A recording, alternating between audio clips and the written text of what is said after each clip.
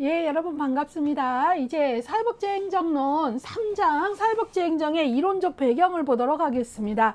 빨간색이죠. 예, 그리고 빨간색 필수학습 중에서도 행정론 전체에서 최고로 기출이 높은 부분입니다. 자, 그래서 이 부분을 좀 보시면 3장 사회복지행정의 이론적 배경은요, 출제 문항수가 이 챕터에서 최근 5년간 평균 문항수가 3.4, 그러니까 이 3장에서 행정론에서 한 회에 4문제까지도 나왔다 라고 보시면 되겠습니다. 자, 그래서 여기에 매회 평균 3문제 이상 나오는 중요한 장이다 라고 했고요. 이제 여기에서도 이제 그 사회복지행정의 관리 이론이 무척 많은데 여러 종류예요. 이 안에 이론이 세는 기준에 따라서 15에서 한 20개 나올 수 있는데요. 근데 여기에서 이제 가장 기출이 많이 되는 건 TQM이고요. 최근에는 이제 서비스 질 관리가 강조되면서 TQM 안에서도 서브컬의 요소에 대해서 상세하게 문제가 계속 연이어서 나오고 있습니다. 그리고 이제 현대조직 이론이 상대적으로 기출은 더 높고요. 예, 그래서 현대조직 이론, 또 그 다음에 과학적 관리론, 인간관계론, 상황이론, 정치경제론, 학습조직론 등 다양한 이론들을 이제 우리가 같이 배울 거고요. 이론이 되게 많은데 또 최근에는 한 이론을 깊이 들어가는 문제도 나오지만 문제는 하나이지만 문제 하나에 오지선다형 선택지마다 다양한 이론들이 나오는 종합형 문제들이 나오고 있다는 걸 아시고 이런 흐름을 알고 그런 문제에 반응할 수 있는 공부를 하셔야 되겠습니다. 결국은 이론이 많은데 중요한 건 이론이 많다 많아는 아무 도움이 안 되고요. 이론 간의 변별력을 갖는 게 중요하고요. 이론의 흐름을 알아야 됩니다. 자, 그래서 이 부분은 곧장 들어가는 것보다 제가 이 부분은 아무리 요약 강의라 하더라도 여러분들이 항상 저는 강의할 때 교통 정리를 먼저 말하는데 이론이 많을수록 이 전체의 흐름을 좀 알고 맥을 좀 잡으셔야 됩니다. 예, 그래서 제가 여기에는 사회복지 이제 행정의 조직관리 이론이 여러 가지가 나오는데 이 관련된 여러 관리 이론을 하나의 나무로 비유해서 조금 전체적인 교통정리를 하고 하나하나의 이론으로 들어가겠습니다. 자, 관리 이론이 되게 많아요. 근데 이걸 하나의 나무라고 생각하면 일단 관리 이론은 여러분들 이런 생각을 하시면 돼요. 내가 한 조직을 관리한다면 조직 관리를 한다면 어떻게 하면 좋을까? 라는 게 사람마다 인간관계 인화가 중요해. 아니야, 무슨 소리야. 경쟁을 붙여서 차별적 성과금을 줘서 물질적인 보상이 중요하지. 막 이런 어떤 여러 입장이 있을 거예요. 그쵸? 예, 근데 이 이론들이 그런 다양한 시각들이 어떻게 정리됐는지 어떻게 흐름을 타고 있는지를 좀 볼게요. 일단은 초기의 관리 이론은요. 환경은 생각하지 않고 우리 조직 안에서만 어떻게 잘 관리할 것인가에 초점이 있어서 폐쇄 이론이라고 합니다. 이런 폐쇄 이론에서도 먼저 나온 게 고전 이론인데요. 고전 이론의 대표적인 이론이 베버의 관료제 이론, 그 다음에 테일러의 과학적 관리론, 그 다음에 우리가 앞서서 포스트 코르브를 배웠는데요. 그런 어떤 행정의 원칙을 제시한 행정적 관리론, 이런 것들이 바로 고전 이론이고요. 예, 특히 이제 이런 고전 이론에서는 대표적인 관료제 이론에서는 합리성, 합법성 이런 것들을 되게 강조합니다.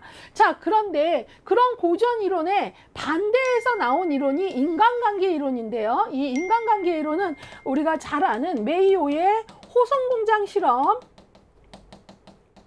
을 시작으로 시작됩니다. 그래서 인간관계 이론은 이 메이오의 호송공장 실험에서 인간은 합리성에 의해서만이 아니라 어떤 심리사회적인 요인이라거나 이런 비합리적 요인도 인간의 생산성에 영향을 미칠 것이다 라는 가정을 세우고 실제 실험을 해서 그 결과 인간은 합리성만이 아니라 또 차별적 성과금을 더 돈을 준다고만 해서가 아니라 인간은 비합리적, 심리사회적, 정서적 요인도 생산성에 영향을 미친다라는 걸 밝히게 돼요. 그래서 바로 고전 이론의 관료제 이론의 대표가 인간의 합리성을 강조한다면 인간의 비합리성, 또 이 비합리성이라는 것은 심리사회적 요소겠죠. 이런 심리사회적 요소를 중요시, 이것도 생산성에 영향을 미친다고 한 인간관계론, 그리고 또 맥그리거의 X이론, Y이론, 룬투스탠드의 Z이론, 이런 이론들을 우리가 고전 이론과 대비적인 입장에서 배우게 됩니다. 자, 근데 이 이론들은 서로 논쟁을 하게 되죠. 인간은 경제적 보상을 주면 더 일한다, 뭐 이런 어떤 입장하고, 아니다, 인간은 경제적 보상 외에도 어떤 마음이 맞아야 일을 잘 할 수 있고, 뭐 심리사회적 요인도 작동을 한다, 이런 어떤 것들에 서로 논쟁을 하는데, 이 두 이론은 서로 논쟁을 했지만 둘 다 맹점이 있었는데, 그 맹점이 바로 환경은 생각 안 하고 우리 조직 안에서만 어떻게 더 관리를 잘할까, 이 생각을 한 거죠.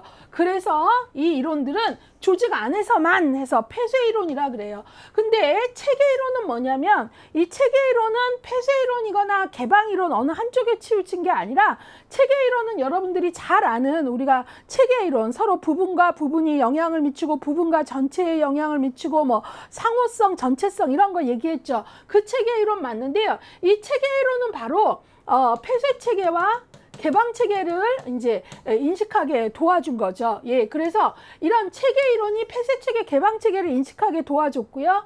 그 다음에 이런 폐쇄 이론, 아까 고전 이론과 인간관계 이론은 우리 조직 안에서만 잘하면 되지라고 생각을 했는데, 어떻게 됐어요? 바로 환경이 막 변하면서 우리가 아무리 노력을 해도 환경 변화가 우리 조직을 무너지게 할 수 있다라는 것도 이제 새롭게 알게 되죠. 그래서 드디어 환경 영향력을 간과하지 않는 이론들이 나오는데, 환경을 읽어야 되는구나. 그 이론들이 문을 열고 우리 조직에 꽉 문을 닫고 우리 조직 안에서만이 아니라 드디어 이제 어때요? 문을 열고, 아, 이제 환경 밖을 봐야겠구나. 우리 조직을 둘러싼 환경을 알아야 살아남는구나 해갖고 개방 이론들이 나오는데, 그 중에서도 환경과의 관계를 아주 강조했던 이론이 상황이론, 정치경제이론, 제도이론, 조직군 생태이론입니다.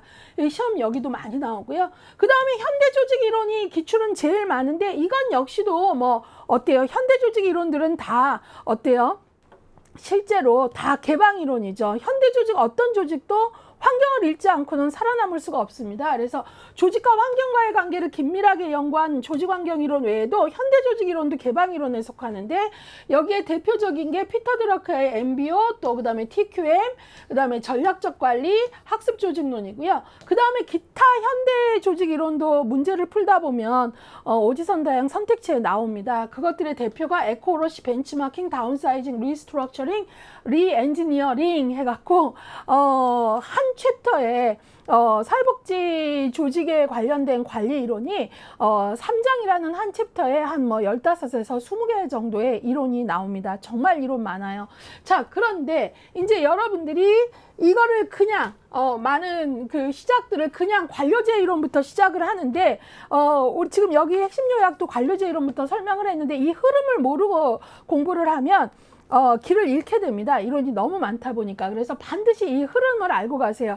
관리 이론은 폐쇄 이론이 먼저 나왔고, 고전 이론의 관료제, 과학적 관리론, 행정론, 인간관계론의 이제 인간관계론이 고전 이론 다음으로 등장해서 고전 이론과 논쟁을 하게 되고, 그러나 고전 이론과 인간관계론은 둘 다 맹점이 있었는데 환경과 우리 조직의 관계를 생각하지 못한 것. 그래서 바로 개방 이론이 이제 환경과의 관계를 생각하게 된 거죠. 그리고 이런 폐쇄와 개방에 대한 개념을 준 게 체계이론이고, 체계이론 자체는 그러니까 폐쇄이론이냐 개방이론이냐 이렇게 따지기보다는 이 개념을 준 거죠. 그래서 조직 환경과의 관계를 강조한 이론들, 현대 조직 이론들, 이것들을 다 개방 이론이죠. 그래서 이것들을 아셔야 됩니다. 자, 문제가 어떤 문제가 나오냐면, 이거부터 정리해야 되는 게 뭐냐면, 다음 이론 중에 1번부터 5번까지 제시를 하고, 개방 이론 인 것은 아니면 폐쇄 이론인 것은 이렇게 나올 수도 있고요. 기억, 니은, 디귿, 리을 나오면서 개방 이론만 묶어라, 폐쇄 이론이 아닌 것은 이런 게 나올 수 있다는 거죠. 그럴 때 바로 여러분들이 이 관리 이론 나무가 딱 머리에 있으면 아, 관리이론 나무가 일단 큰 가지가 폐쇄이론이 먼저 나왔고 거기에는 고전이론과 인간관계이론이 있고 그것들이 둘 다 맹점이 있어서 개방이론에는 조직환경이론과 현대조직이론, 물론 현대조직이론, 조직환경이론 다 개방이론인데 특히 환경과의 관계를 강조했던 조직환경이론에는 뭐가 있고 현대조직이론에는 뭐가 있고 이것들이 정리가 되셔야 됩니다.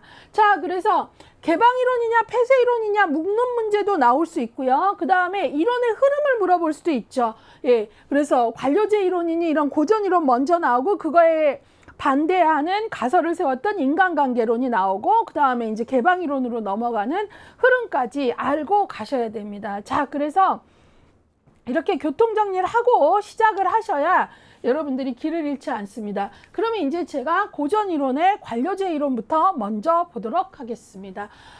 자, 고전이론 20회, 21회, 22회, 23회 여러분들이 이제 24회를 준비하고 계시는데요. 20회부터 23회 요 바로 전까지 계속 문제가 나왔죠. 관료제 이론은 베버에 의해서 제시되었습니다. 관료제 하면은 여러분들이 딱 이 그림이 생각나실 거예요. 그쵸? 예, 그래서 관료제는 어때요? 제일 최고 밑에 A하고 B가 있다면 그 밑에 다시 A1, A2, 또 B1, B2 이런 어떤 바로 위계적 구조를 갖게 되는 거죠. 그래서 관료제 하면은 위계적 구조, 그 다음에 각각의 A1이 할 일, A2가 할 일 이런 것들이 사전에 전문화된 분업체계 그리고 사전에 모든 규칙이 사전에 명시되어 있고요. 그 다음에 철저히 능력에 기반한 승진구조라거나 전문성에 대한 강조 이런 것들로 비인간적이다라는 비판을 받기도 합니다. 예, 그래서 고도로 전문화된 지식을 바탕으로 합법적 합리적 규칙과 최대한의 효율을 목적으로 한다. 그래서 관료제 이론을 또 어떻게도 얘기하냐면 합리화법 이론이다. 이렇게 얘기하기도 합니다. 자, 그리고 이제 여기서 여러분들이 꼭 이제 아셔야 되는 건요.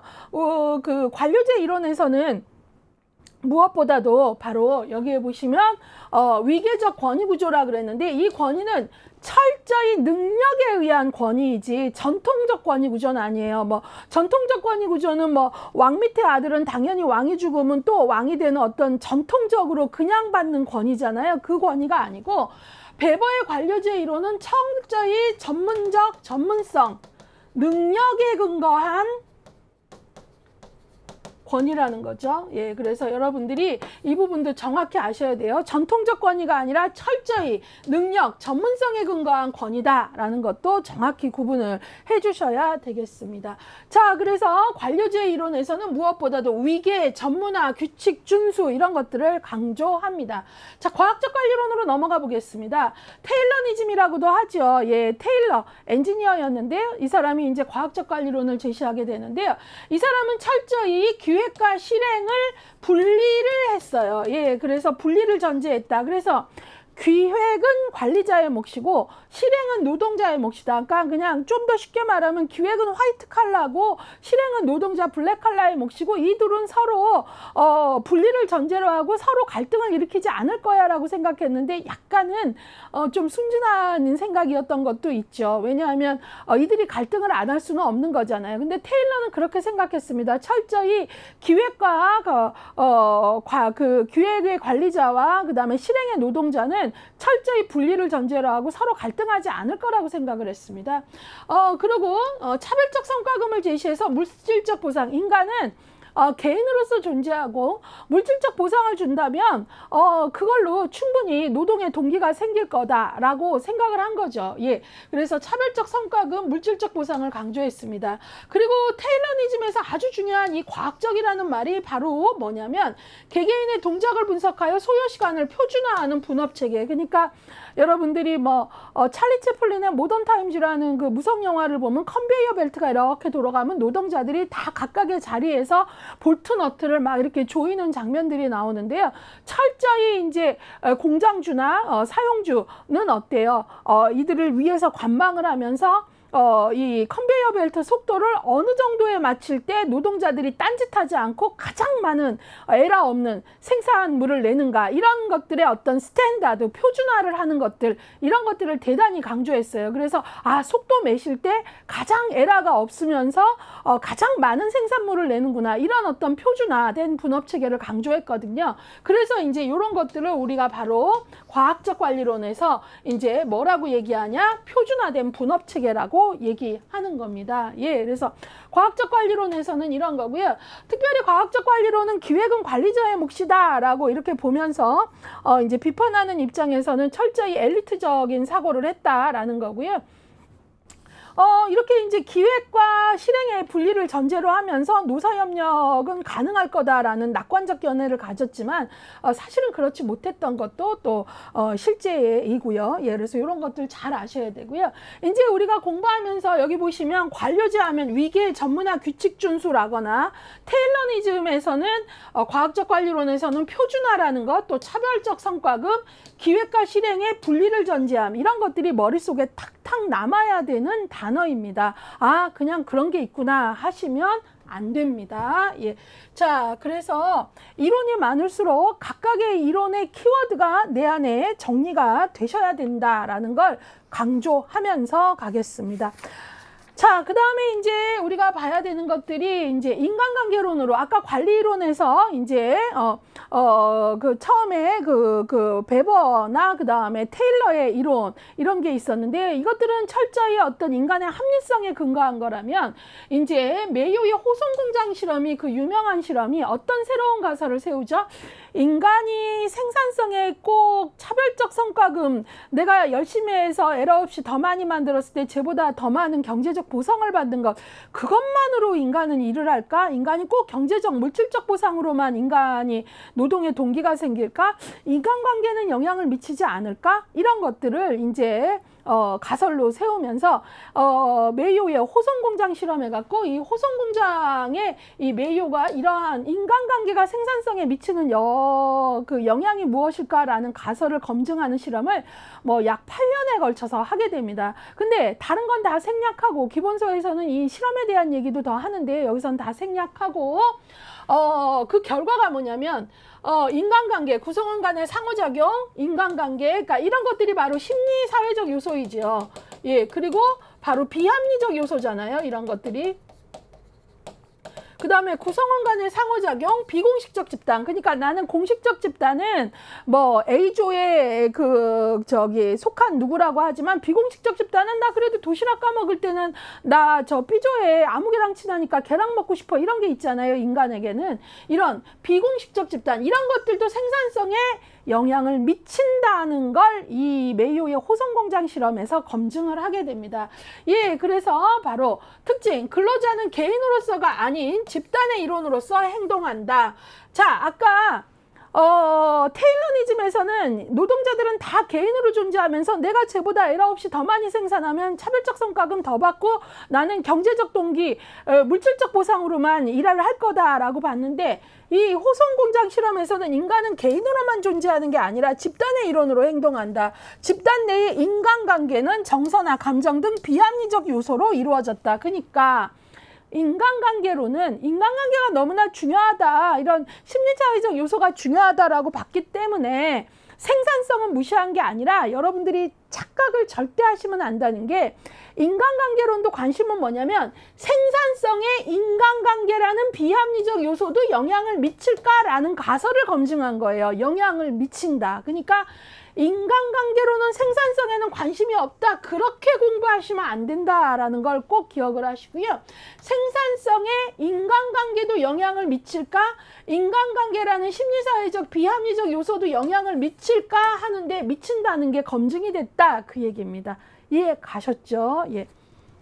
그래서 뭐 상사와의 인간관계라거나, 그 다음에 내가 일을 할 때 그 마음이 맞고 친한 사람하고 조를 짜는 경우랑 그냥 짜는 경우하고, 이게 생산성에 영향 미치나, 이런 실험을 다 한 거예요. 그래서 인간관계 이론의 결론은 심리사회적 요소도 생산성에 영향을 미치더라 라는 거죠. 자, 그런 다음에 인간관계론에 이제 또 하나 맥그리거의 X이론, Y이론을 연결해야 되는데요. X이론, Y이론, 네, 중요합니다. X이론, 여러분들에게 한번 제가 물어보죠. 인간은 일하기 좋아하는 존재입니까? 아니면 일하기 싫어하는 존재입니까? 라고 물어보면 다 똑같은 답이 나오진 않아요. 그러나 만약에 뭐 100명이 있는 클래스라면 아주 특별한 그룹이 아닌 이상 거의 인간은 원래 일하긴 싫어한다 라고 생각을 하는 사람이 더 많습니다. 그게 X이론입니다. 자, X이론은 인간은 일하기 싫어한다 라는 거죠. 여러분들이 관리자라면 여러분의 인간관이, 여러분이 관리자인데 노동자를 바라보는 여러분들의 시각이 인간은 원래 일하기 싫어해 라는 인간관을 갖고 있다면 당연히 뭐를 하죠? 관리 방법이 통제와 지시를 하겠죠. 그쵸? 그런데 만약 내가 Y이론은 그 반대예요. 사람들은 일하기 좋아해 라면 나는 뭐죠? 자기 통제와 자기 지시가 가능하다고 믿겠죠. 사람들은 원래 일하기 좋아하기 때문에 티타임 30분 이상 안 갖고 한 뭐 15분, 20분 되면 알아서 다시 가서 일을 해. 이런 것들이냐면 셀프 컨트롤을 믿어주고 셀프 다이렉션, 셀프 컨트롤, 자기 통제, 자기 지시를 믿어주는 거죠. 예, 그렇기 때문에 이제 Y이론은 바로 일하기 좋아한다라는 전제에서 자기 지시와 자기 통제를 믿는 거죠. 그래서 인간은 자기 만족과 자기 실현의 욕구가 중요한 보상이 된다라고 보는 거예요. 둘이 대비되는 거 아시겠죠? 근데 이게 우리가 알고 있는 매슬로우의 욕구 5단계로 보시면 매슬로우의 욕구 5단계가 어떻게 됩니까? 1, 2, 3, 4, 5 1단계 생리적 욕구, 아유 배고파 먹고 살려니 일해야지. 2단계 안전에 대한 욕구, 예컨대 언제까지 이렇게 춥고 추운 집에서 살 거야. 3단계 애정과 소속의 욕구, 아 일하기 싫지만 자식과 마누라를 보니 일하러 나가야겠어. 이런 거. 그 다음에 이제 4단계 자존감의 욕구, 일하는 내가 좋고 이런 것들. 그 다음에 자기 실현, 이 자기 실현을 위해서 일하고 싶어. 이런 거잖아요. 그래서 이 매슬로우의 욕구 이론가 보면 1단계부터 3단계까지의 일하는 동기는 X이론이라는 거예요. 예, 왜냐하면 아유 먹고 살려니까 생리적 욕구, 아유 언제까지 이렇게 추운 집에 살 거야. 안전에 대한 욕구, 아유 자식과 부인을 보니 일하러 가야지. 그러니까 일하기 싫은데 간다. 이거 X이론이고요. Y이론은 바로 자존과 자기 실현 욕구. 이거는 내가 일이 좀 힘들지만 이걸 통해서 내가 자기 완성을 향해 가는 게 좋고 이런 거잖아요. 예, 그래서 바로 여기 보시면 X이론은 매슬로우의 1단계 생리적 욕구, 2단계 안전에 대한 욕구, 3단계 사회적 욕구가 바로 애정과 소속의 욕구고요. Y이론은 4, 5단계죠. 바로 자기 존중의 욕구 4단계, 자기 실현의 욕구 5단계와 연결이 된다라는 거예요. 예, 이해 가셨죠? 이거 시험에 이제 나올 수 있어요. 예, 그래서 맥그리거의 X이론, Y이론과 매슬로우의 욕구 단계를 연결하는 거, 이런 거 나올 수 있는 거죠. 예, 그래서 인간관계로는 특히 메이어의 호성공장 실험에 이제 이런 인간관계로는 Y이론하고 더 가까운 거고요. 아까 테일러의 과학적 관리론 같은 거는 어때요? 노동자들이 경제적 보상에 의해서 일하고 이런 어떤 입장에서는 조금 X이론 같이 노동자들을 좀 지켜봐야 되고 통제해야 되고 좀 이런 입장하고 연결이 되는 거죠. 자, 그래서 이 부분 꼭 알고 가셔야 되고요. 그 다음에 이제 사실은 Z이론도 있는데요. Z이론은 룬트스탠드의 이론이에요. 어떤 아주 특별한 그룹들은 X이론에도 속하지 않고 Y이론에도 속하지 않는 인간들이 있더라는 거죠. 예컨대 아주 고도의 자율성과 일할 수 있는 분위기만 준비해주면 알아서 일하는 아주 전문 학자 집단이라거나 아주 장인 정신이 강한 사람들, 이런 사람들이 그런 Z이론에 속한 사람들이라고 볼 수 있겠습니다. 자, 그 다음에 이번에는 체계이론을 보도록 하겠습니다. 아까 관리이론에서 체계이론은 가운데 있었는데요. 이 체계이론 자체는 폐쇄체계냐 개방체계냐 이 어느 이론의 이 체계이론이 어디에 속하냐가 아니라 폐쇄체계와 개방체계라는 개념을 알려준 이론이죠. 그래서 폐쇄체계는 외부체계와 교류가 단절되어 있는 이론이고요. 이런 대표적인 이론이 아까 본 고전이론, 인간관계 이론이죠. 그래서 이 둘은 논쟁도 많이 했지만 둘 다 맹점이 있었죠. 환경 영향력을 무시했다라는 거죠. 자, 그 다음에 개방이론은 뭐죠? 외부체계와 에너지, 정부 자원 등을 교류, 조직환경 이론들, 특히 조직환경 이론들이 아주 개방체계의 대표적인 이론이고요. 현대 조직 이론들은 다 개방체계에 또 속합니다. 왜? 현대 조직이 살아남으려면 이렇게 빠른 환경 변화를 읽지 않으면, 그걸 염두하지 않으면 조직이 살아남을 수가 없거든요. 예, 그래서 이제 개방체계, 폐쇄체계 개념을 체계 이론이 알려줬고요. 체계 이론은 어떤 주장을 하냐면요.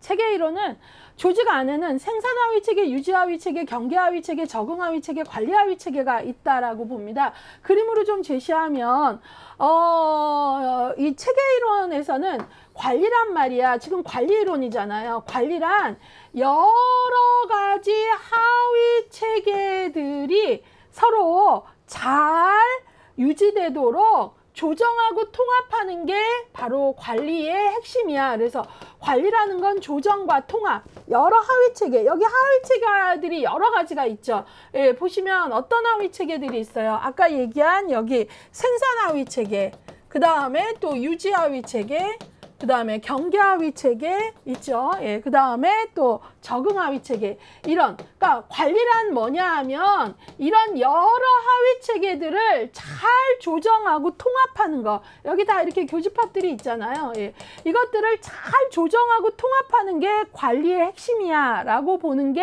체계 이론이에요. 그래서 관리하위 체계, 아까 가운데 있었죠. 이 관리하위 체계는 나머지 4개의 하위 체계, 생산, 유지, 경계, 적응 체계를 조정하고 통합하는 일을 한다고 보는 거예요. 이해 가셨죠? 예. 어떤 체계가 조정하고 통합한다고요? 관리 하위 체계가요. 암기하셔야죠. 자, 그러면 생산 하위 체계는 사회복지 조직으로 말한다면 사회복지 조직들이 만들어내는 서비스와 프로그램 같은 게 생산 하위 체계이고요. 서비스와 프로그램 이런 것들이 바로 생산 하위 체계이고요. 서비스, 프로그램.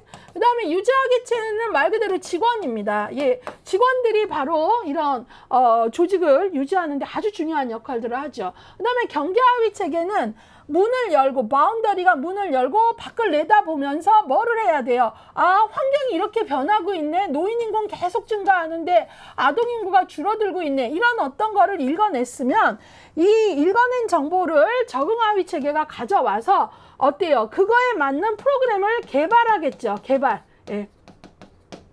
아, 노인을 위한 거 우리는 무료급식밖에 없는데 노인을 위한 뭐 다른 프로그램을 만든다거나 이렇게 이런 것들을 개발하고 직원들이 이제 이런 것들을 같이 만들고 그런 다음에 어때요? 경계하위 체계에게 다시 주면 여기서 우리에게 이런 프로그램이 있다고 홍보를 해야죠. 그러면 그 사람들이 클라이언트들이 왔을 때 그런 서비스와 프로그램을 생산하게 되는 거죠. 그래서 바로 생산하위 체계는 서비스 제공, 유지하위 체계는 조직의 안전과 관련돼서 직원들의 역할들을, 경계하위 체계는 환경을 읽어내는 것, 연구, 적응하위 체계는 어때요? 그런 읽어내는 환경에 맞는 프로그램을 연구하고 또 평가하는 그런 역할을 하고, 이 전체 생산, 유지, 경계, 하위 체계, 이 전체 체계들을 조정하고 통합하는 역할은 누가 하는 거죠? 예, 바로 가운데 있는 관리하위 체계가 한다라는 거죠. 자, 이게 이제 체계 이론에 대한 설명이라고 할 수 있겠습니다. 자, 그래서 여러분들이 이제 이론을 또 봤고요. 그러면서 이제 체계 이론은 개방 체계, 폐쇄 체계에 대한 개념을 이제 소개하고 있고요.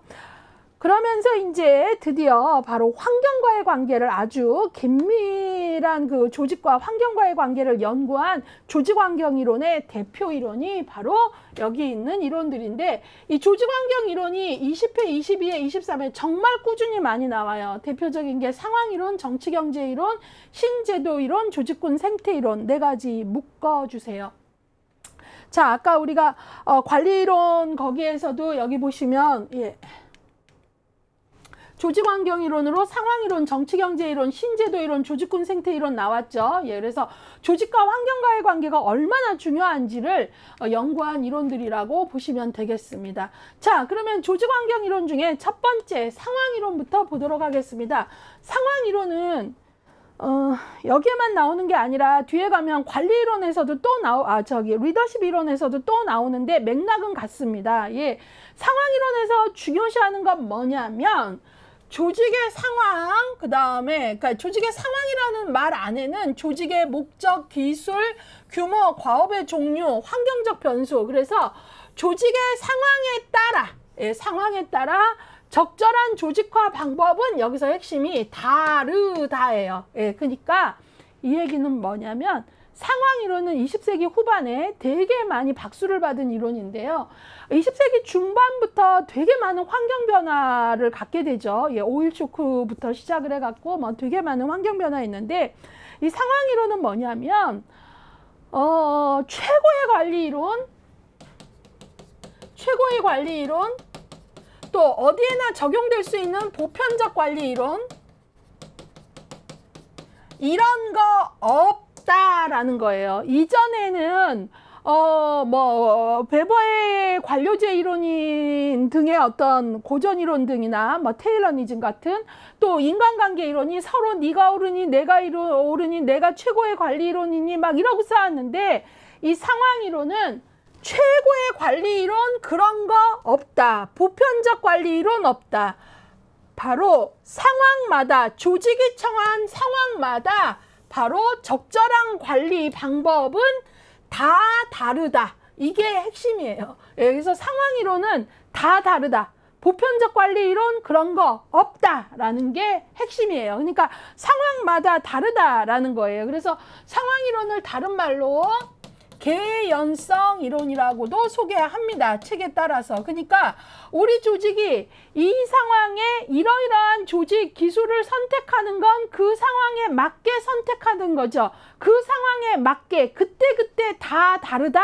또 조직마다 다 다르다. 그래서 이 하나의 조직 내에서도 직무의 성격이 다르면 그에 따른 관리 기법도 다 다르고 조직마다 다르고 또 하나의 조직 안에서도 부서마다 또 관리 방법이 다를 수 있는 그러한 이론 다 다르다. 이게 바로 상황 이론이에요. 예, 그래서 상황 이론에서 강조하는 건 바로 그때 그 상황과 환경에 맞는 관리 방법을 선택 적용한 게 그래서 그랬구나 라고 이렇게 개연성이 있으면 그게 바로 잘하는 관리다라는 게 상황 이론이에요. 그래서 무슨 이론이라고도 한다고요? 개연성 이론이라고도 한다는 거죠.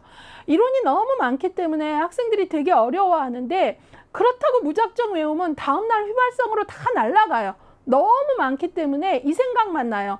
이론이 엄청 많아. 되게 많았어. 복잡해. 근데 이건 시험 문제 변별력이 아무 도움도 안 돼요. 각각의 이론이 왜 상황 이론인지 내가 설명할 수 있어야 변별력이 생기는 거죠. 그래서 상황 이론에서 강조되어지는 건 조직이 처한 상황에 따라 조직화 방법, 관리 방법은 다 다르다. 심지어 한 조직 안에서도 직무의 성격에 따라서 관리 기법은 다 다를 수 있다. 다르다라는 게 핵심입니다. 자, 그 다음에 그만큼 뭘 강조한 거죠? 환경을 강조한 겁니다. 자, 그 다음에 정치경제 이론 역시 조직환경 이론인데요. 정치경제 이론을 어떤 학자들은 자원의존이라고도 해요. 자원의존 이론. 예. 제가 지금 상황 이론은 개연성 이론이라고도 한다고 했죠. 예. 선생님들이 어떤 단어를 쓸지 모르기 때문에 우리는 그냥 다 외워주셔야 됩니다.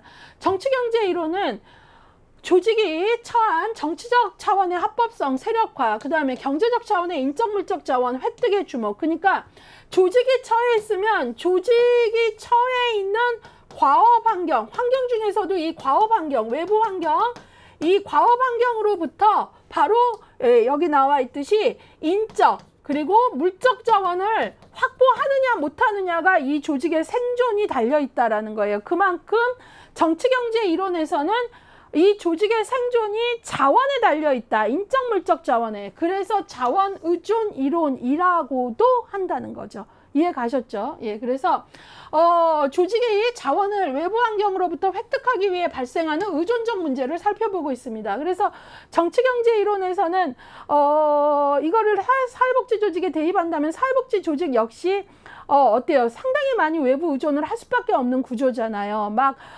투자하고 막 이럴 수 있는 그런 기업과 같은 구조도 아니고 하물며 기업도 환경 영향력 많이 받는데 사회복지 조직은 어때요? 이렇게 막 이윤을 남겨서 또 투자하고 이런 게 아니라 외부의 기부금, 뭐 후원금, 보조금 이런 것들에 의존하는 그런 상황이기 때문에 이 정치경제 이론이 주는 함의가 큰 거죠.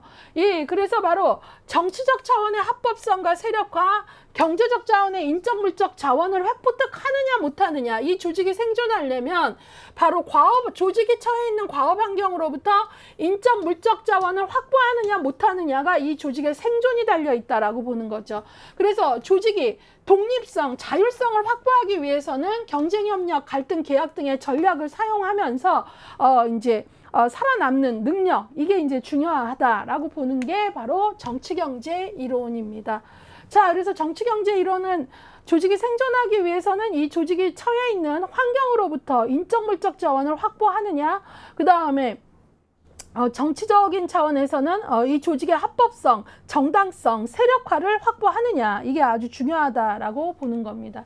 자, 그 다음에 이제 이 제도 이론은 신제도 이론이라고도 하는데요. 정치경제 이론하고 꼭 대비적이진 않지만 좀 대비적인 요소가 있어요. 뭐냐면 정치경제 이론이 되게 보이는 자원, 인적, 물적 자원을 확보하느냐 못하느냐, 또 그 다음에 정치적 세력을 갖느냐 못 갖느냐 이런 거라면, 이 제도 이론은 근데 그렇게 보이는 자원만 자원이 아니야. 보이지 않는 것도 아주 중요해. 그러면서 제도적 환경 속에 존재하는 규범이나 규칙들에 의해서 조직의 성격이 결정된다. 그래서 바로 이 제도 이론에서는 바로 이 조직이 처해 있는 환경에서 요구되어지는 규칙이나 규범을, 제도를 얼마나 잘 알고 그 제도를 얼마나 잘 순응하느냐, 제도에, 그거에 따라 생존이 확보된다고 보는 게 바로 제도 이론이에요. 다시 말해서 우리 조직이 처해 있는데 관련 법이 어떻게 바뀌었냐, 이 법을 이렇게 있기 때문에 이 규칙을 잘 지켜야 심사를 잘 받고 보조금을 받을 수 있고, 이런 식의 제도적인 환경, 보이지 않는 자원이어도 관련된 법이나 규칙을 얼마나 잘 알고 순응하고 따라가느냐, 그 능력이, 조직의 그 수능 능력이 생존이 달려있다라고 보는 게 제도 이론인 거죠. 그래서 바로 이 제도 이론에서는 동형화 현상 같은 거를 되게 강조를 하면서 모범 사례에 대한 모방과 전이, 이런 것들을 중요시합니다. 그래서 이 제도 이론에서는 제도 동형화 과정이라는 말을 하는데요. 동형화. 예, 이 동형화 과정이라는 게 어떤 것들이냐면 강제, 그 다음에 우리가 규범, 이런 것들을 잘 따르는 걸 얘기해요. 또 모방, 이런 것들. 무슨 얘기냐면 제도를 얼마나 잘 순응하느냐, 이 강제는 바뀌는 법을 얼마나 잘 알고 그 법에 따라 잘 이행하느냐, 또 우리 조직과 관련된 규범들을 얼마나 알고 잘 따라가느냐, 그 다음에 최고의 모범 사례를 찾아서 그걸 얼마나 잘 따르고 배우느냐, 이런 능력, 이걸 바로 제도 동형화 과정의 요소로 강제, 규범, 모방을 얘기하는데, 이런 능력이 있어야 살아남는다라고 보는 게 제도 이론이에요. 그래서 앞서서 정치경제 이론은 조직의 생존과 관련돼서 과업 환경으로부터 얼마나 인적 물적 자원을 확보하고 정치적 세력이나 당위성을 인정받느냐라는 어떤 좀 가시적 자원을 강조했다면, 이 제도 이론은 어떤 면에서는 그렇게 보이는 것 말고도 아주 중요한 게 있어. 그런 것들이 바로 제도의 내용을 알고 그것들이 요구하는 규범이나 규칙을 잘 따르고 순응하는 능력이 있어야 생존할 수 있어. 그걸 잘 알고 모방하는 행동이 있어야 생존할 수 있어. 이런 게 바로 제도 이론이에요. 그러니까 제도 이론에서는 이 수능, 제도에 순응해야 생존한다라는 거, 아까 얘기했던 제도 동형화 과정, 법을 잘 따르는가, 강제, 또 규범을 잘 따르는가, 또 그 다음에 그 최고의 사례들을 얼마나 잘 찾고 모방하느냐, 이런 것들이 중요하다라고 보는 거죠. 자, 그래서 그런 것들을 보시고요. 자, 그 다음에 지금 우리가 보고 있는 게 조직 환경 이론인데요. 이제 조직군 생태 이론을 보겠습니다. 자, 이론이 많으면 학생들이 듣다가 강의를 꺼버리거나 책을 덮어버리는데, 그러시면 안 돼요. 행정론은 관리 이론 3장을 넘어가야 조금 뒤에까지 갈 수 있어요. 3장에서 책을 덮어버리면 정말 안 돼요. 이론이 많아도 여러분들이 나는 반복을 통해서 교통정리해내고 내 것으로 만들 수 있어. 이런 마음을 좀 갖고 가셔야 됩니다. 조직군 생태 이론은 조직환경 이론 중에서도 가장 환경결정론적 시각이에요. 꼭 기억해 주세요. 자, 지금 조직과 환경과의 관계를 강조한 이론으로 상황이론, 정치경제이론, 제도이론, 조직군 생태이론을 배우고 있죠. 기본적으로 이 이론들은 모두 환경을 강조했어요. 그런데 그 중에서도 환경의 영향력을 가장 강조한 이론이 조직군 생태이론이라는 거죠. 그래서 바로 환경 결정론적 시각이다라고 말해요. 그러니까 이제 이런 거잖아요. 환경을 잘 알고 거기에 잘 대응하는 능력이 중요해. 이런 입장도 있을 수 있지만 여기서의 조직군 생태 이론은 그거보다 아니야. 네가 아무리 열심히 해도 결국은 너의 생존은 너의 노력 여하가 아니라 환경이 살릴 만한 조직을 누가 선택해요? 환경이. 그래서 환경의 조직 선택이라는 거죠. 그래서 바로 환경 결정론적 시각이라는 거죠. 바로 뭐 IMF 때 살아남은 기업이 있고 또 죽은 기업이 있고 뭐 조직이 이렇다 할 때 바로 뭐예요? 예컨대 여기서 생존은 내 노력에 의해서 결정된 게 아니라 환경이 이 조직은 살리고 이 조직은 그냥 저기겠다라고 죽게 둬야지 할 만큼 누가 결정한다고요? 환경의 조직 선택이라는 무슨 결정론적 입장? 환경 결정론적 입장이 바로 조직군 생태 이론이에요. 자, 이 이론에서는 개별 조직이 아닌 조직군을 분석 단위로 보고 있고요. 이런 조직의 생존을 설명하는 과정이 변이, 선택, 보존이라는 과정을 통해서 설명하고 있습니다. 그래서 변이는 조직 변동의 첫 단계이죠. 예, 그 다음에 이제 선택은 조직을 능동적 행위자가 아니라 환경에 의해 선택되는 대상으로 보고 있는 겁니다. 그래서 이 선택이 누가 선택한다고요? 환경에 의해. 예, 그 다음에 보존은 선택된 조직이 계승되는 거다. 이런 입장이다라는 게 바로 변이 선택 보존 과정으로 설명하는 조직군 생태 이론입니다. 자, 그래서 여러분들이 조직 환경 이론 중에서도 가장 환경 결정론적 시각을 갖고 있는 건 조직군 생태 이론이라는 거를 반드시 아셔야 됩니다. 제가 지금 강조하는 걸 보면 어떤 이론 중에서 지금 요약이 됐는데도 되게 디테일한 부분까지 들어가는 이유가 시험 문제의 수위가 거기까지 나온다는 거죠. 그냥 관리이론에는 이런 것들이 있어라고 이름만 알아서 풀리지 않는다라는 거죠. 자, 그 다음에 이제 현대조직 이론으로 보도록 하겠습니다. 현대조직 이론이 기출이 정말 많아요. 20, 21, 22, 23. 여러분들은 24회를 볼 건데 지금 20회부터 계속 나오고 있다라는 걸 볼 수 있죠. 물론 현대조직 이론도 어때요? 현대조직들 살아남으려면 환경변화 못 읽으면 환경을 무시하면 살아남을 수가 없으니까 현대조직 이론들도 앞으로 소개하는 이론들도 물론 개방 이론에 속합니다. 현대조직 이론에서 기출이 아주 높다 그러는데요. 그 중에서도 TQM, 총체적 품질 관리가 기출이 가장 높습니다. 예, 그래서 여러분들이 반드시 TQM을 아셔야 되는데요. 우리 교재 268쪽을 보시면 268쪽 한쪽을 거의 다 TQM이 차지하고 있다는 걸 아실 거예요. 그만큼 TQM의 기출이 높다라는 거. 현대조직 이론은 여러 가지가 있는데 그 중에서도 TQM의 기출이 아주 높다라는 걸 강조합니다. 예. TQM의 주 특징은 뭐냐라는 걸 볼게요. 총체적 품질 관리인데요.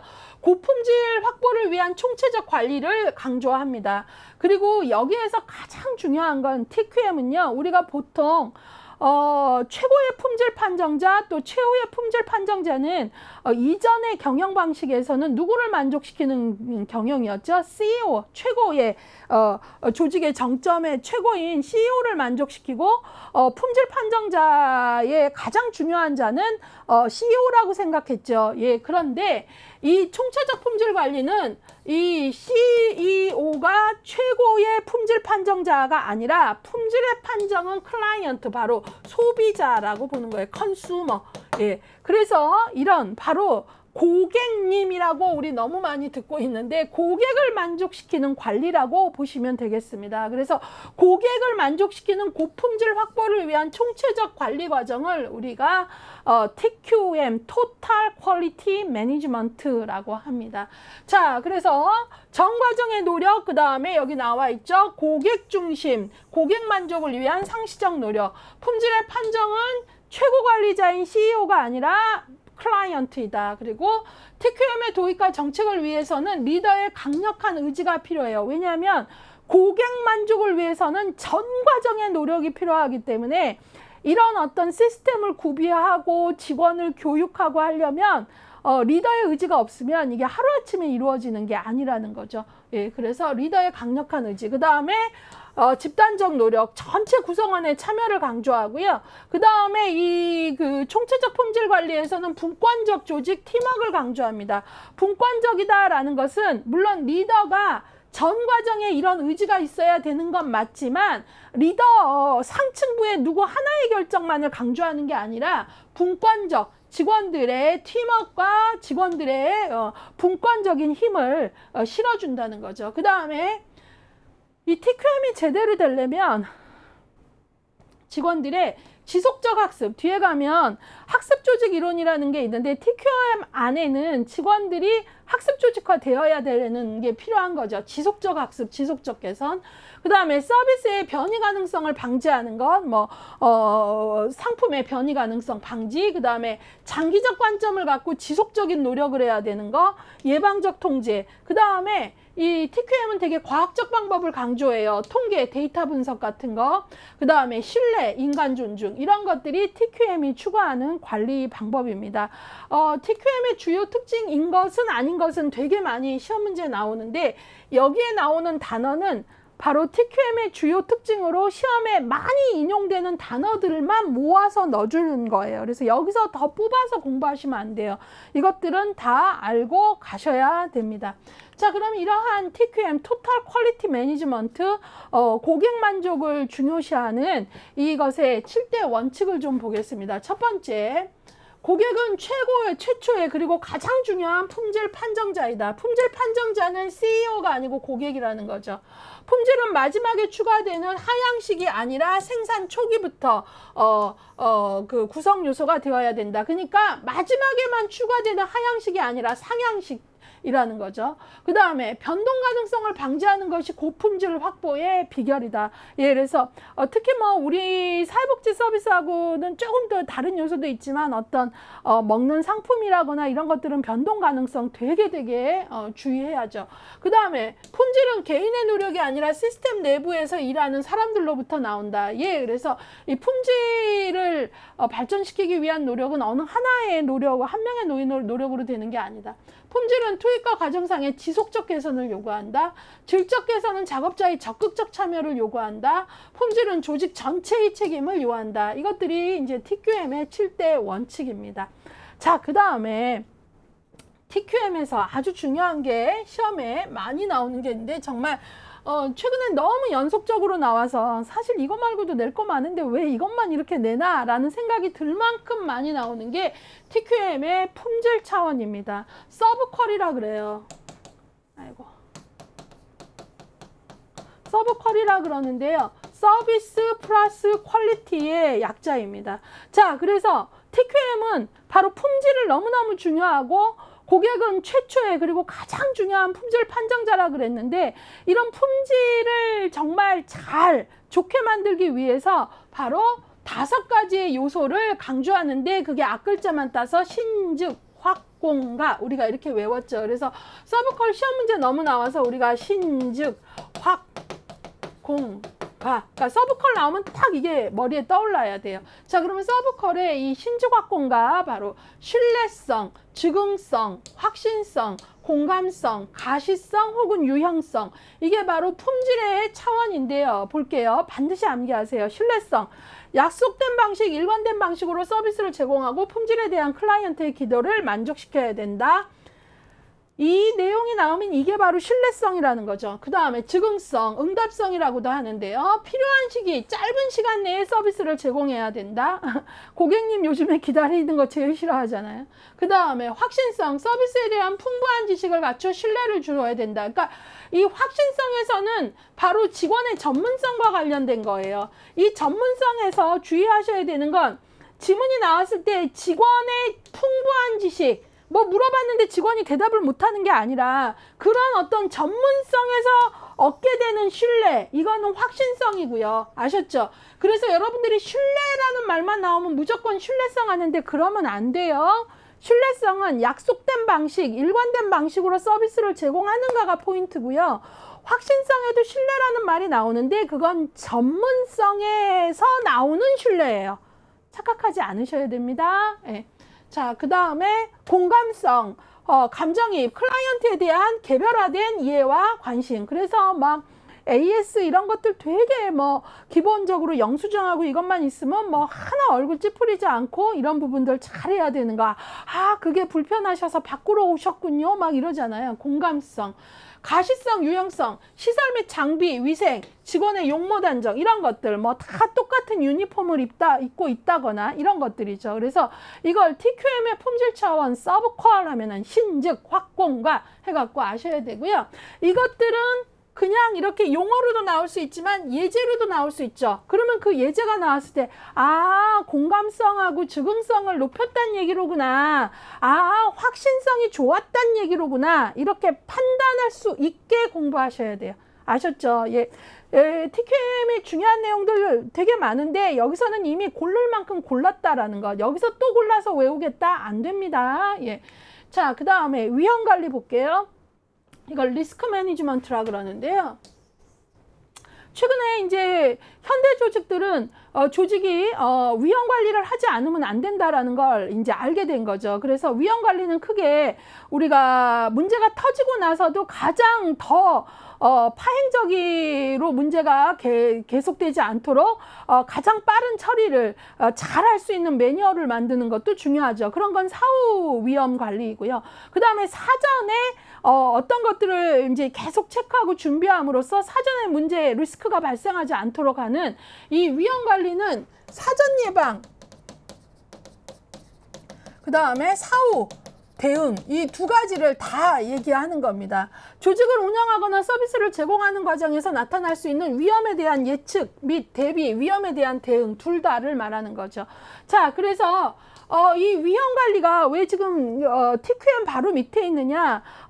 이 TQM 토탈 퀄리티 매니지먼트 총체적 품질 관리에서는 이게 정말 총체적인 품질 관리가 되기 위해서는 리스크 관리도 같이 가야 된다라는 인식을 하게 된 거죠. 예, 그래서 위험 관리. 위험의 요인은 크게 두 가지가 있어요. 개인적 요인과 집단적 요인. 개인적 요인은 사회복지 조직이라면 클라이언트에 대한 잘못된 진단이나 처우, 사회복지사의 기능적 손상, 예컨대 사회복지사가 알코올 중독 상태에서 근무를 한다거나 실적을 조작한다거나 비밀을 누설한다거나 뭐 개인적 정보, 클라이언트 개인정보를 다른 데에 쓴다거나 개인정보 보호를 제대로 못했다거나 이런 거 다 개인적 요인의 리스크고요. 집단적으로는 이용자의 사고 및 고충 처리에 대한 부적절한 대응, 전염병 확산, 후원금 급감 등의 경영상의 요인, 운영상의 불법회의, 자연 재해 이런 것들을 아주 철저히 해야 됩니다. 뭐 예컨대 우리는 뭐 학대 신고 의무자잖아요. 근데 학대에 대해서 내가 알고 있는데도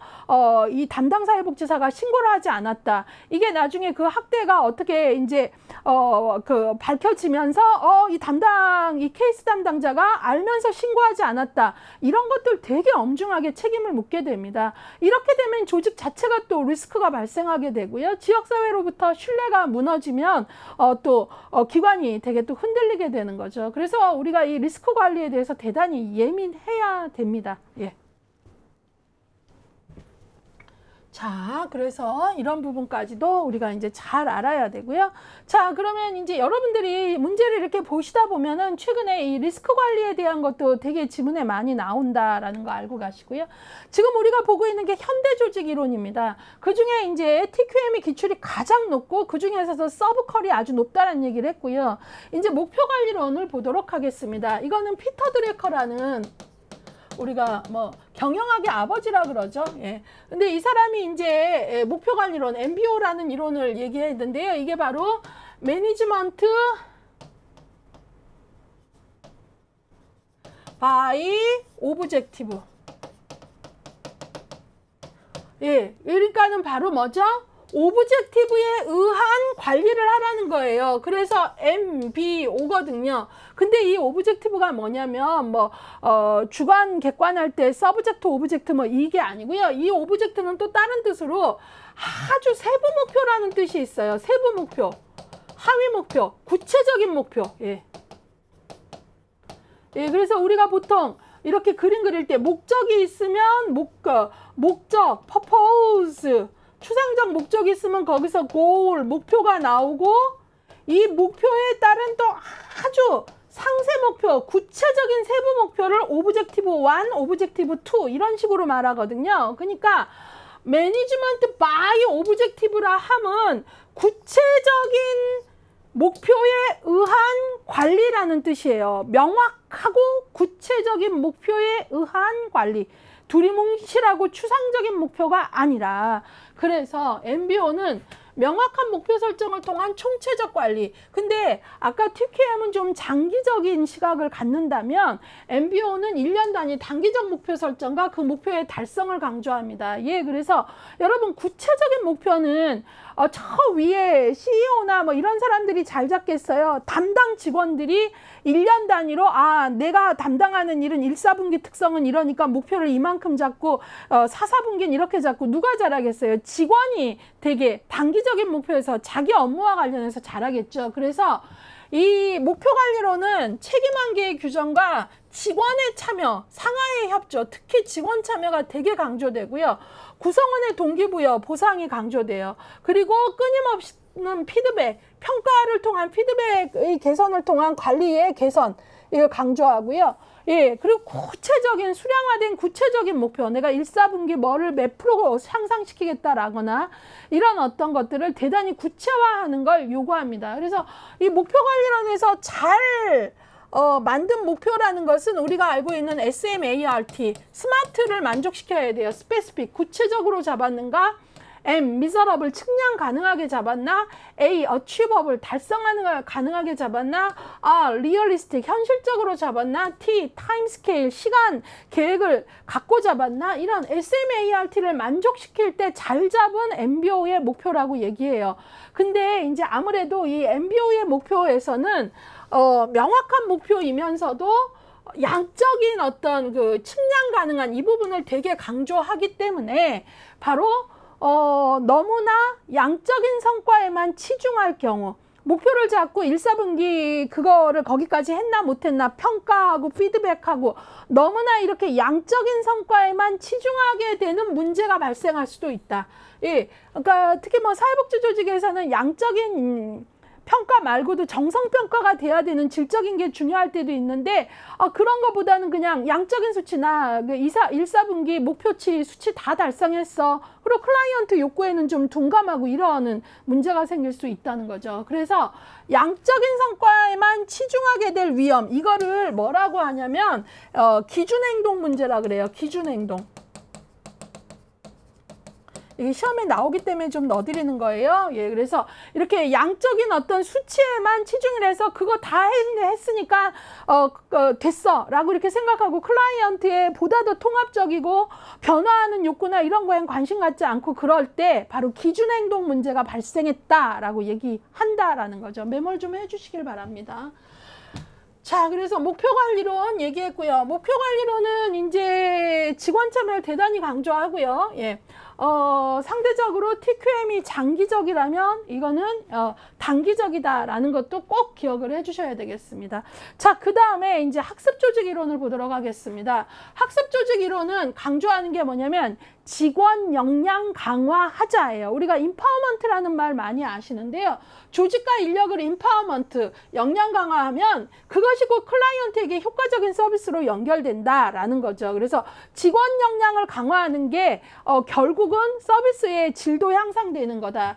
근데 이때 그러면 직원의 역량을 강화한다라는 건 학습을 통한, 예, 그래서 소비자가 어떤 게 필요해요라고 말하기 전에 직원들이 학습을 통해서 앞으로 소비자들은 이런 걸 원할 거야, 이런 것들을 먼저 생각한다거나, 아니면 문제가 발생했을 때 가장 좋은 개선 방법을 적극적으로 찾는다거나, 그런 그래서 개별 구성원의 학습뿐만 아니라 조직 전체의 학습. 그래서 학습 조직에서는 개별 구성원과 조직의 학습, 이 둘 다가 중요해요. 자, 지문에 개별 구성원의 학습만 강조한다 하면 틀린 거죠. 그 다음에 부분적 개선을 위한 단선적 학습과 조직 전체의 변화를 위한 복선적 학습. 그러니까 학습 조직에서는 직원 역량을 강화하는 걸 중요시하는데, 개인의 학습뿐만 아니라 조직의 전체 학습도, 또한 부분적인 개선인 단선적 학습뿐만 아니라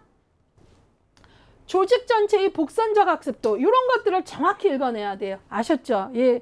문제가 요즘에 정말 구체적으로 나옵니다. 지문이 그냥 느낌적인 느낌으로 풀 수 있는 지문이 나오지 않아요. 그래서 여러분들이 정확히 봐야 되고요. 그러면 이런 학습 조직이 제대로 구축이 되려면 어떤 것들이 갖춰져야 되느냐, 이게 이제 또 단독 문제로 학습 조직 구축 요인이 나왔었어요. 첫 번째 자기 숙련, 두 번째 사고 모형, 세 번째 공유 비전, 네 번째 팀 학습, 다섯 번째 시스템 사고, 이 5가지를 갖춰야 되는 거예요. 예, 그래서 자기 숙련은 개인적 통제감이라고도 하는데요. 자기 완성을 향한 노력, 단순한 지식의 성장이 아니라 스스로 동기부여를 부여하고 자기 완성을 향해 가는 자기 숙련.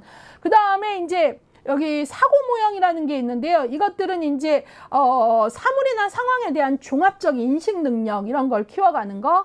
공유 비전은 개인적인 목표만이 아니라 조직과 함께 할 수 있는 그런 어떤 비전을 갖는 것. 그 다음에 팀 학습은 우리가 잘 아는 거, 의견을 교환하고 문제 해결을 위해서 머리를 맞대고 이런 거고요. 시스템 사고라는 건 조직적 사고. 조직에서 일어난 모든 일들은 서로 연결되어 있다는 것 안에서 함께 답을 찾아 나가는 이런 것들이죠. 예, 그래서 이런 것들을 다 정확히 암기를 해 주셔야 됩니다. 제가 예컨대 그 학습 조직 이론에서는 학습 조직 구축 요인인 것은 아닌 것은 이렇게 작은 단위 문제까지 나왔다는 거죠. 그러니까 큰 단위 문제도 나오고, 또 심지어 더 크면 이론과 이론을 비교하는 종합 문제까지도 나온다라는 거죠. 자, 그러면 우리가 이론을 다 배웠나? 아니요. 기타 현대조직 이론이 있어요. 물론 경영학에서는 이거보다 현대조직 이론 더 많죠. 여기에 없는 것도 되게 많죠. 근데 기타 현대조직 이론으로 요 정도는 알고 가자 해서 에코러시, 벤치마킹, 다운사이징, 리스트럭처링, 리엔지니어링을 넣었어요. 실제 문제 풀어보시면 오지선 다양 선택지에 이런 단어들이 나오는데 이게 무슨 말 뜻인지 모르고, 또 이게 어디에 속한 이론인지 어떤 개념인지 모르면 문제 못 푸시는 거죠.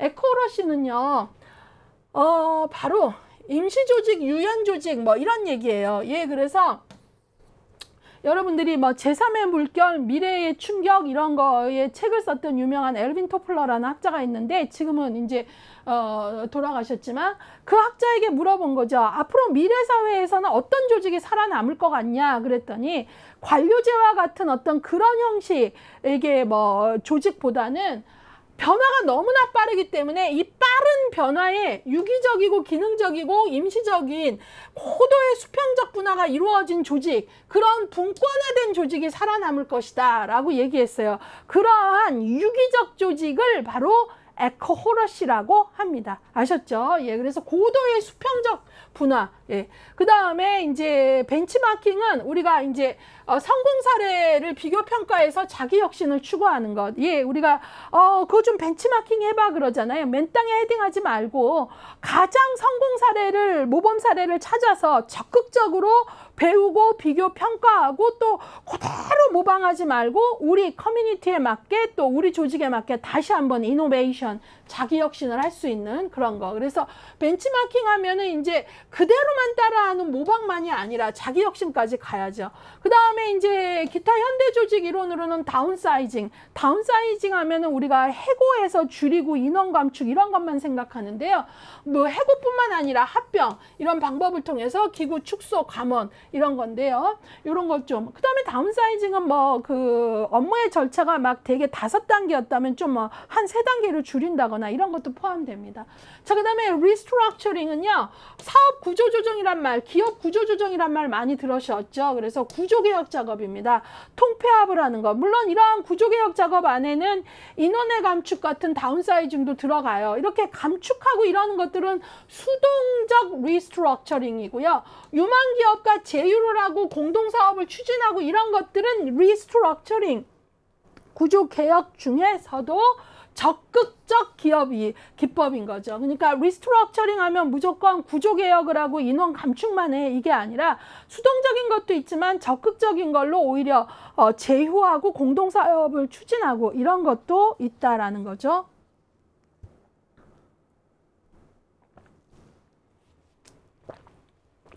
그 다음에 리엔지니어링은요, 기업 체질 구조, 체질 개선, 근본적 변혁과 혁신적 재설계 방법. 그래서 이 리스트럭처링이라는 구조개혁 작업 안에는 리엔지니어링도 들어갈 수 있는 거죠. 아까 뭐 다운사이징의 개념도 들어갈 수 있듯이, 예.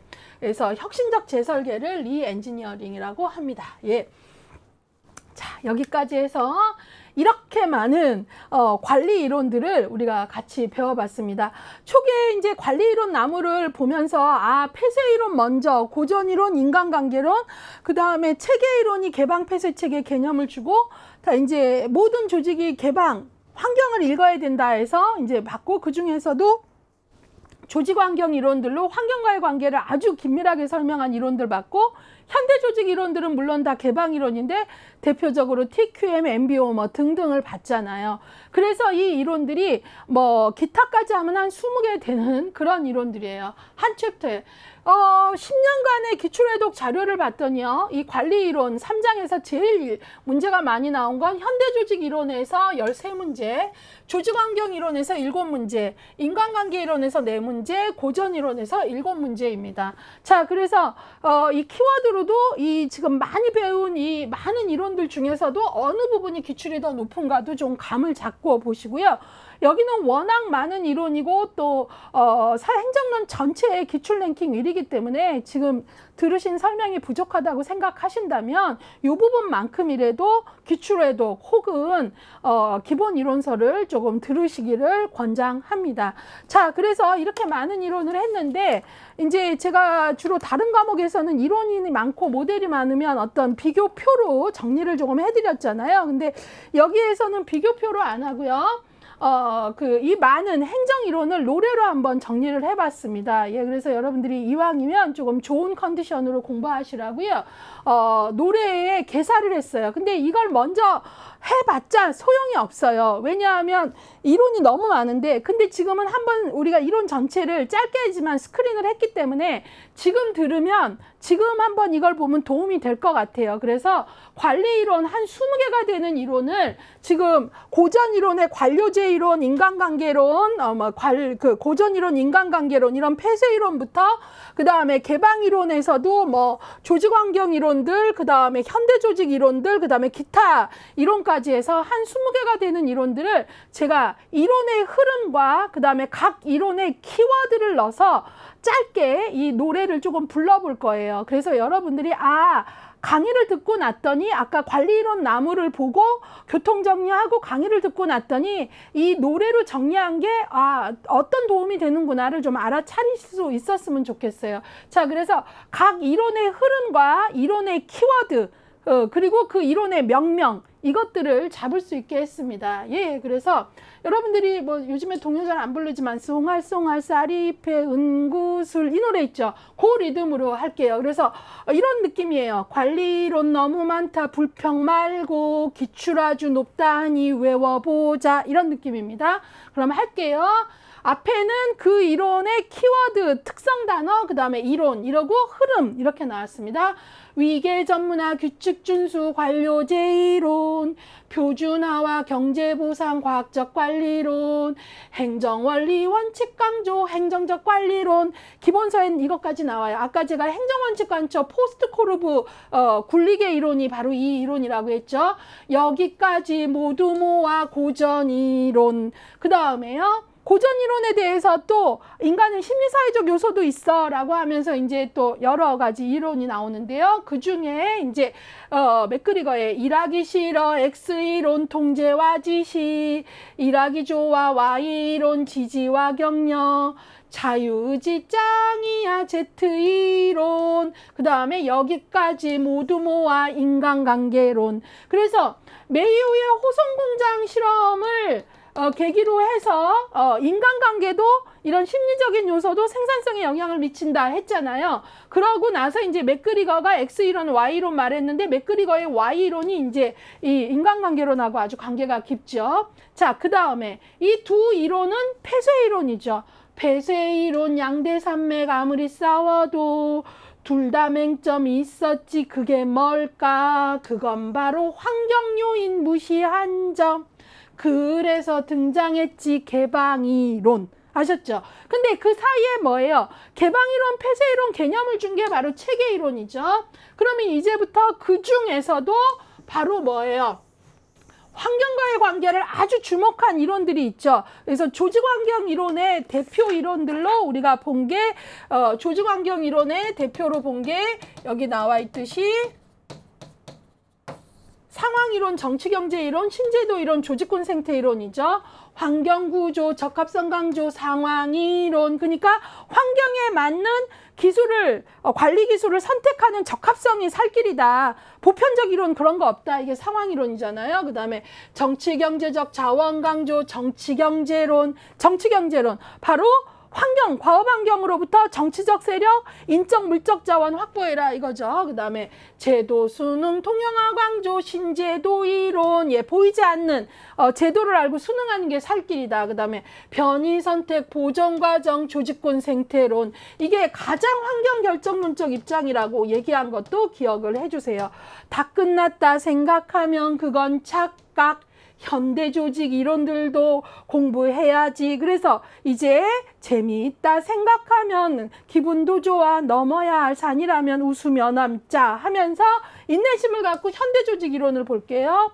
목표 참여, 완료 강조, MBO, 목표 관리론, 고객 우선, 지속 개선, 총체적 관리론, TQM, 개혁 분석, 장기 전망, 전략 관리론, 직원 역량 강화하자, 학습 조직론. 여기에 전략 관리론이나 아까 행정적 관리론 이런 것들은 기본서에 다 나오고 요약에서는 너무 이론이 많아서 생략을 한 거예요. 예.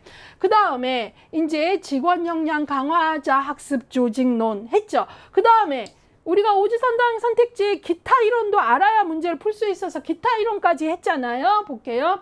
임시조직, 유연조직, 에크호러시, 최고 모델, 자기혁신, 벤치마킹, 효율 강조, 규모 축소, 다운사이징, 구조조정, 리스트럭처링, 혁신, 리엔지어링. 여기까지요. 재설계, 리엔지어링까지. 자, 그래서 한 20개의 이론이 됩니다. 예, 좀 우스꽝스럽죠. 예, 선생이라는 사람이 저렇게까지 해야 되나 이렇게 생각하시는 분도 있겠지만 제가 지금 하고 있는 강의는 수험 강의예요. 수험 강의에서는 암기해야 될 것은 암기를 하셔야 돼요. 그래서 이해를 바탕으로 흐름을 알기 위한 관리 이론 나무를 했고 각각의 이론들을 주어진 시간 안에 어떻게든 이제 좀 설명을 한 거고 이제 마지막으로 정리를 워낙 이론이 많으니까 키워드와 이론의 명칭 그 다음에 이론의 흐름 이게 이제 묶어줘야 되잖아요. 그렇게 해서 노래로 한번 만들어 봤습니다. 좀 우스꽝스럽지만 고상하게 공부하고 다음날 머리가 하얀 것보다는 재미있고 기억에 남게 공부하고 다음날 기억이 나는 게 수험 공부에선 중요한 것 같습니다. 자, 그래서 여러분들이 결혼을 하신 분이라면 옆에 남편이나 아내를 앉혀놓고 앞에를 읽어주면 본인이 뒤에 이론명을 맞히는 식으로라도 남편이 위계전문화 규칙 전수하면 관료제 이론 이렇게 해갖고 조금 그런 식으로라도 조금 여러분들이 재밌게 공부를 해서 자기 것으로 꼭 만들어 보시고요. 예, 이렇게 유용하게 쓰일 수 있었으면 좋겠습니다. 자, 3장 사회복지 행정론. 모든 챕터에 이론이 나오진 않지만 좀 이론이 많은 강의인데요. 3장에서 포기하시면 행정론 끝까지 못 갑니다. 행정론 3장 넘어가시고 끝까지 저와 함께 가시기를 바랍니다.